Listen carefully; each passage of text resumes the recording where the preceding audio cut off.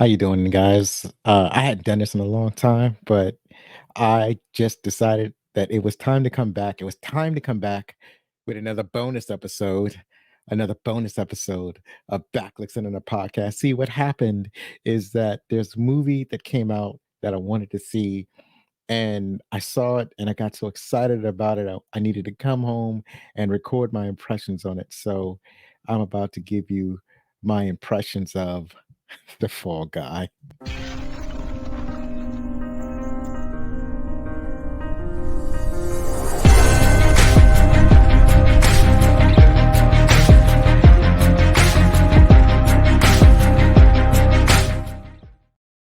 That's right, guys. We're back from the brink, back from the saddle.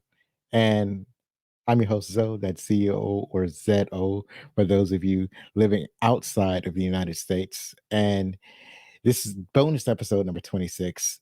And thank you for downloading and streaming. We really appreciate it. So, before I talk about the movie, I want to talk about, 80s television.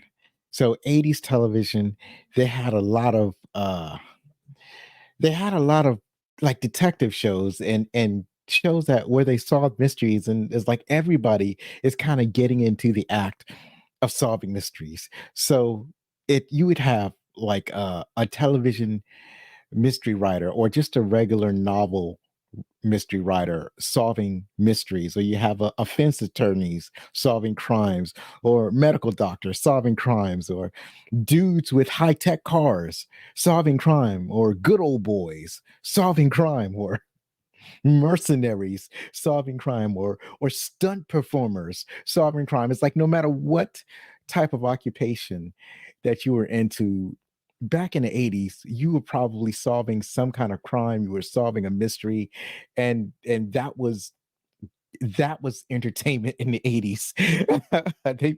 They could build a show around anybody solving. I suppose if you had something like Uber back in back in the 80s, you would have Uber drivers solving crime. So this movie that we watched was was a remake of one of those movies. And I usually talk about the movies yesteryear, but as I said earlier, me and my son Zach, we went to the movies and we watched The Fall Guy. And I was actually excited about watching this movie when I saw the trailer. So it just looks good on the trailer. It's obviously gonna be completely different from the TV show. I kind of like how 21 Jump Street, the movie, was way different than 21 Jump Street, the movie. So 21 Jump Street, the TV show, was more serious. 21 Jump Street, the movie, was more comedy. So in The Fall Guy, we have basically it is an action comedy. It's an action comedy, whereas the TV show Fall Guy was more of how should I put it? It was kind of like a campy action type show. It's kind of hard to describe. I guess you had to be there. I don't want to call it a comedy. I mean, there was some humor, but there was just a particular style that shows like the Fall Guy or Knight Rider or the A Team had. It's campy action. I think that is the best way to describe it. It's violence, but it's kid friendly violence. It's violence that you can share with your 2-year-old. So the Fall Guy is about a renowned Hollywood stuntman, Colt Seavers. He gets seriously hurt during one of his stunts and he disappears from the film industry.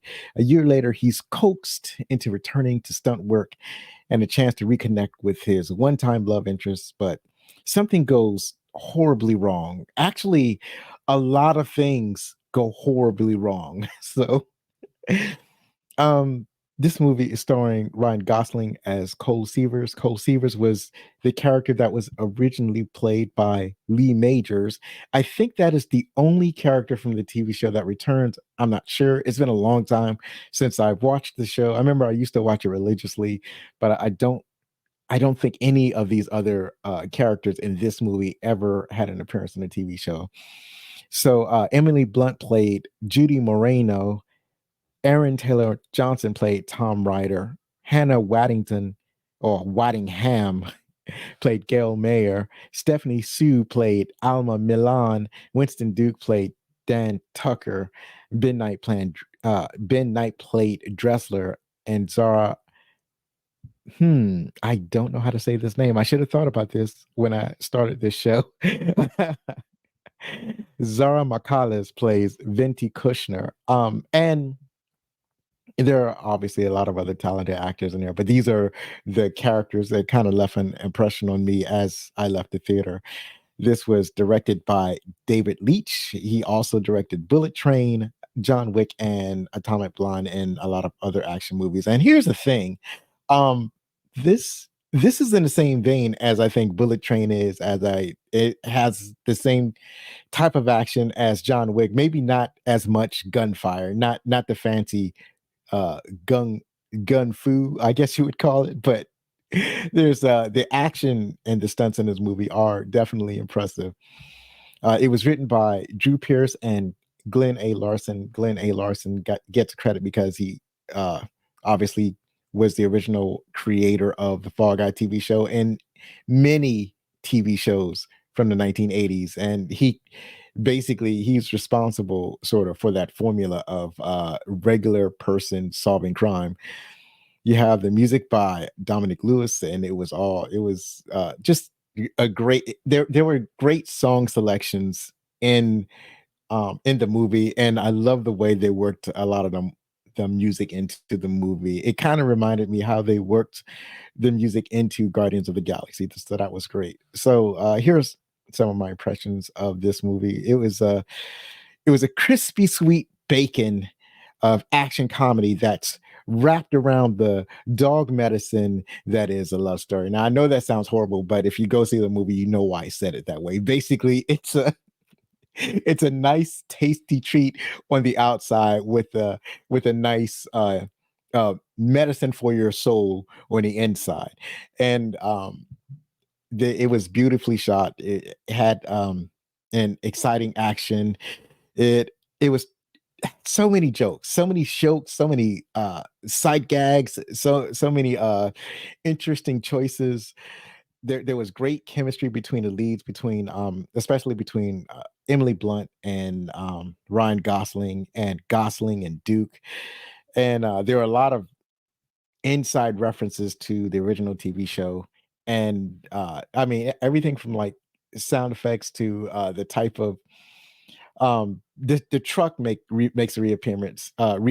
So in the original TV show, the main character Severs has a particular type of truck, and so in the movie they brought back that truck or a truck that looks a lot like it. And there's just a lot that goes on. It's a very it's a in some ways it's a very convoluted story, but it's so enjoyable. It's so because the core story is uh basically it's very simple. The core story of this movie is very simple.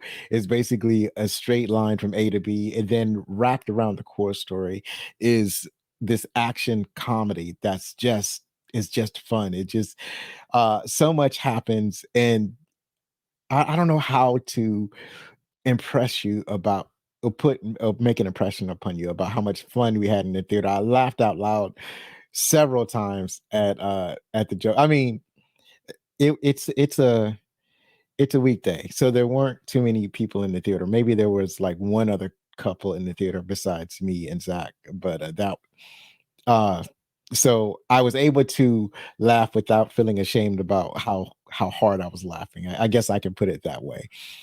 So not much more that I can add other than that it was a really good time, and it kind of reminded me of Leach's earlier films like Bullet Train, like John Wick, and I really enjoyed basically the two stories that kind of intertwined around each other. That those were great. And um the thing that's kind of like a shame of it all is that it did not do well at the box office, and at least this weekend it didn't. Hopefully it may pick up some more viewers next weekend or maybe during the week. I don't have a lot of hope for that happening. And it's a shame because my impression was that it was a really good movie.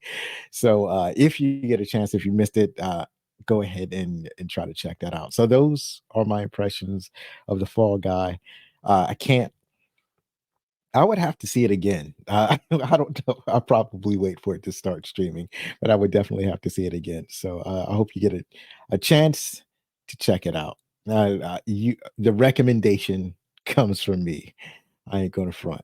All right, that's all I have for you. Thank you so much for checking out the show.